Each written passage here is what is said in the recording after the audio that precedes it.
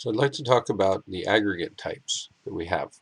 And the simplest thing to do is just look at the help files on aggregation, and you can do that on your own as well. But just in short summary, the aggregation is the way the numbers are added together to give you some kind of score. And in particular, we want to talk about 4 of these options. So the first, mean of grades, then weighted mean of grades, then simple weighted mean of grades, and finally sum of grades. So in very short order, the mean of grades is an average, but the way to think about it is that each score is given the same weight automatically. So if you have one thing that's 10 points and one thing that's 20, and a student does 9 out of 10 on one and 5 out of 20 on the other, those two are worked into percentages and then averaged out. That's different from the weighted mean, where actually a student, and I'll show you weighted mean, where you could, as an instructor, assign a weight to each grade.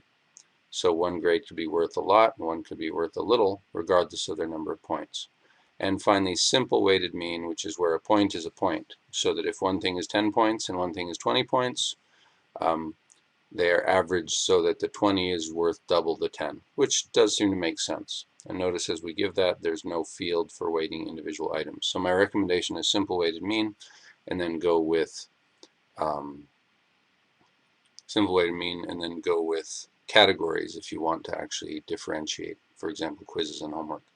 A little bit of an aside here, this particular view, the aggregation is on the bottom, and I've discovered what I think is a bug, which is that when we start out, this reads 100 here, but then when we switch to showing the sum, it calculates the sum, which you see, and from that point on, it only shows the sum. So even if we go back to something like the simple weighted mean, this number still shows the sum of these points. So it's something to keep an eye on and address as it comes up, because you can't edit this.